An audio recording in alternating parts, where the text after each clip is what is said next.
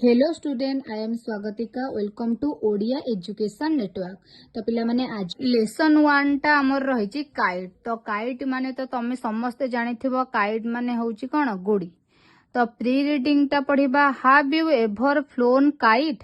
तमे केबे गुडी उड़ेइछो कि? Have you ever observe kite when they fly and they lie on the ground? तमे केबे देखिछो कि ऑब्जर्व करछो कि जेतेबेले काइट टी कोन थाए भूमि रे बा पड़िया रे थाए आउ केतेबेले ऑब्जर्व करछ आउ कोठी को जगह रे जेतेबेले से कोन थाए आकाश रे थाए बा उड़े जेतेबेले उड़ु थाए। Do kite look different when in the air?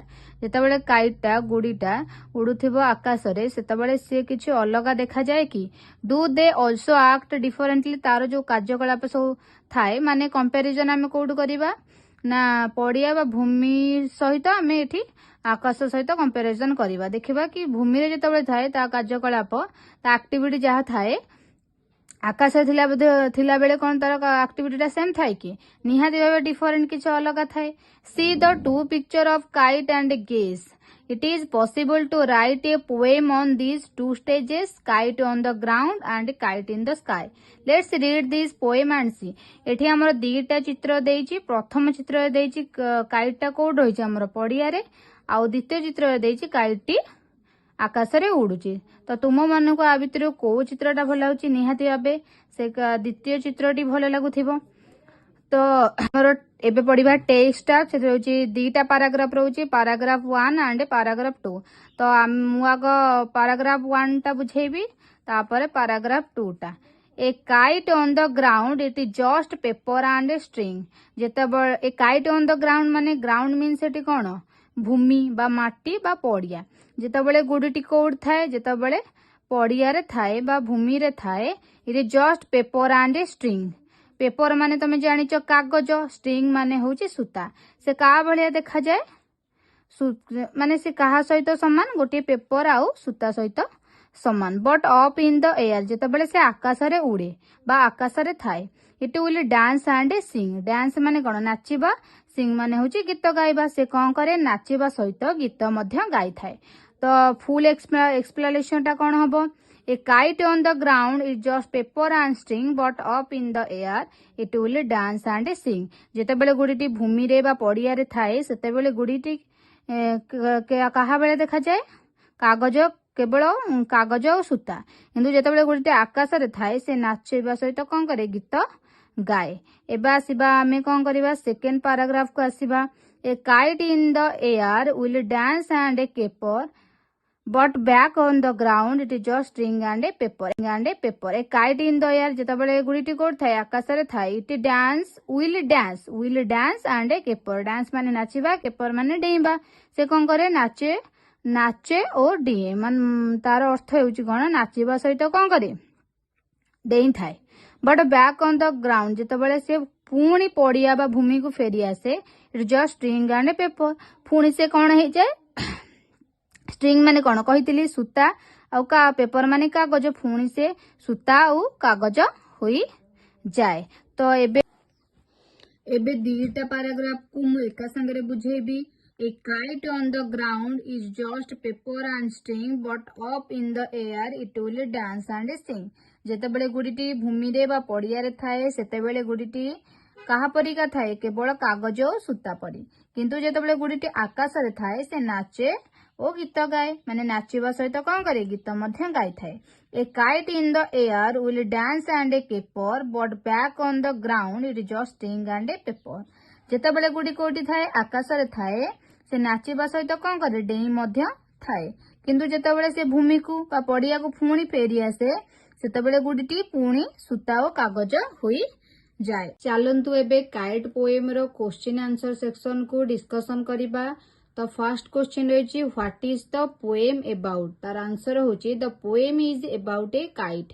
A poem टी कहा विषय रही? ए पोएम टी गुडी विषय रे रही।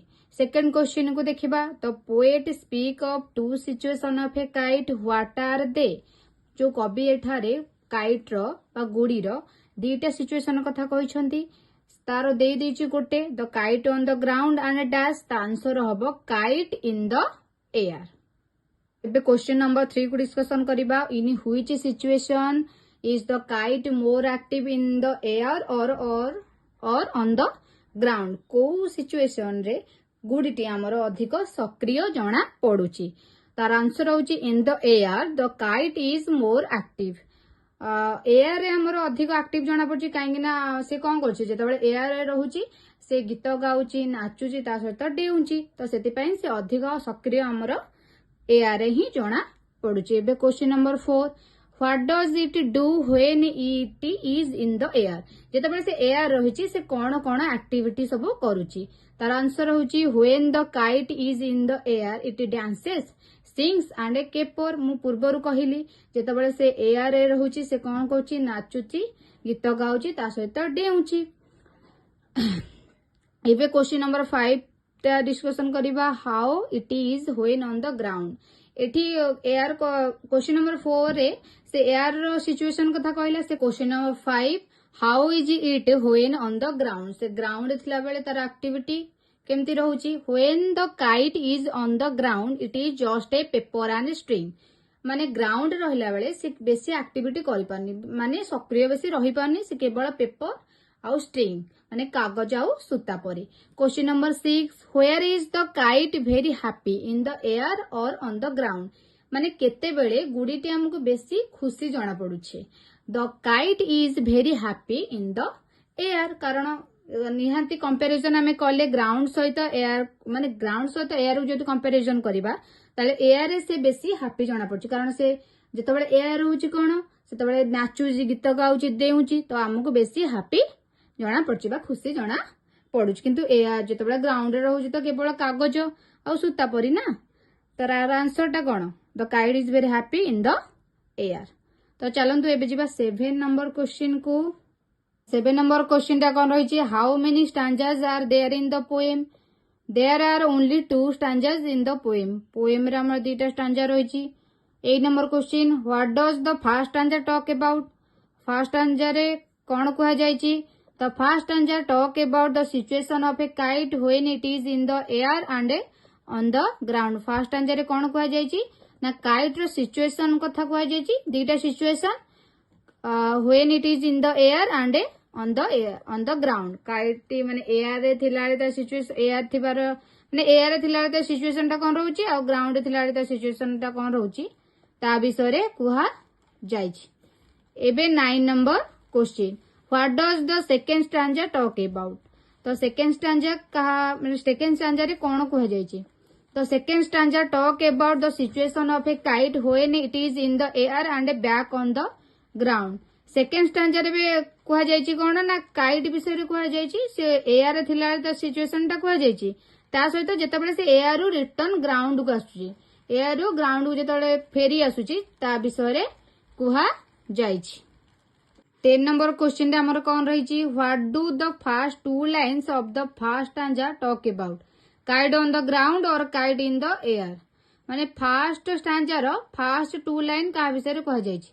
The first 2 lines of the first stanza talk about kite on the ground. The first stanza रो जो first 2 line रहिची से kite रो situation कथा कहची ना ग्राउंड रे रुहे जो ग्राउंड रे रहिबे सिचुएशन कथा कुहा जायची. माने ग्राउंड रे थिला बेले से कोन ता विषय रे कुहा जायची.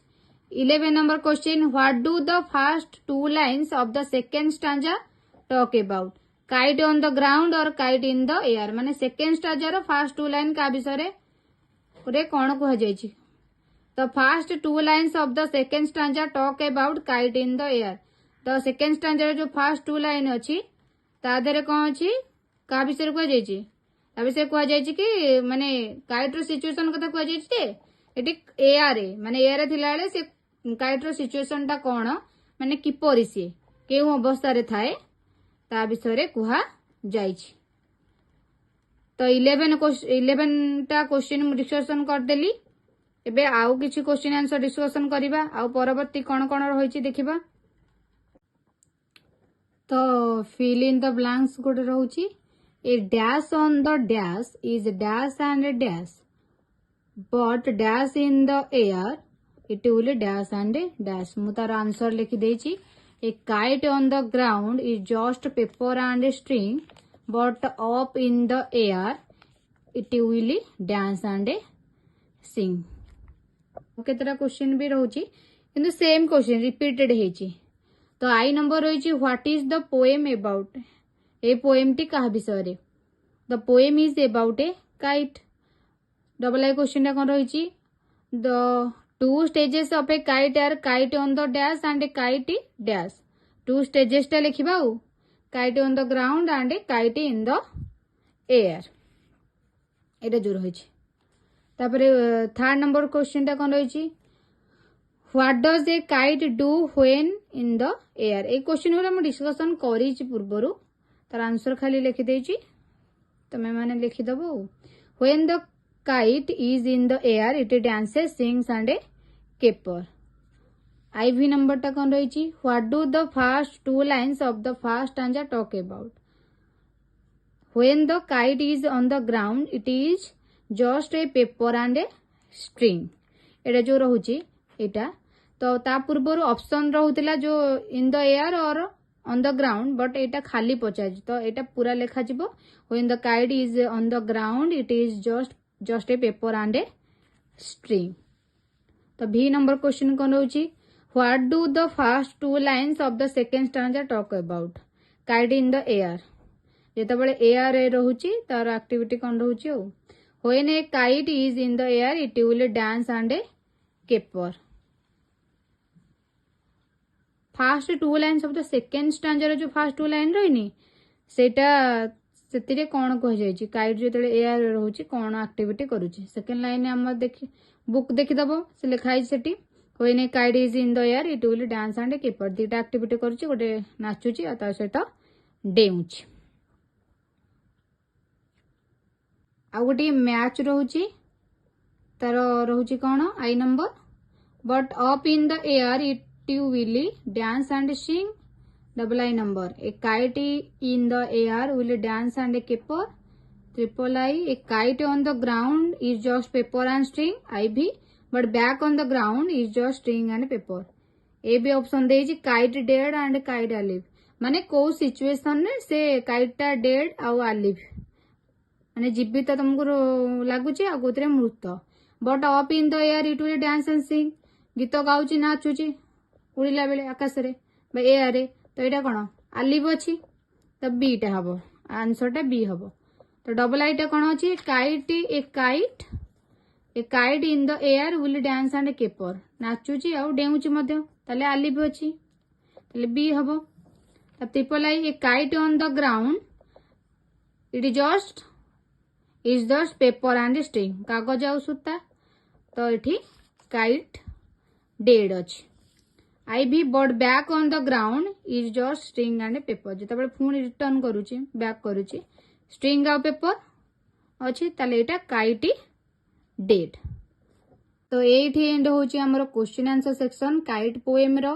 जदि आज क्लास टी आपण मानको भलो लागि थाए ताहले चैनल टी को लाइक शेयर एंड सब्सक्राइब करिया को भूलंतु नाही ओडिया एजुकेशन नेटवर्क को। एमिति आहुरी स्टडी रिलेटेड वीडियो पाया पई पाखरे थिबा बेल आइकन को प्रेस कर दियंतु आपन को नोटिफिकेशन मिल पारिबो। तो देखा हबो नेक्स्ट क्लास रे।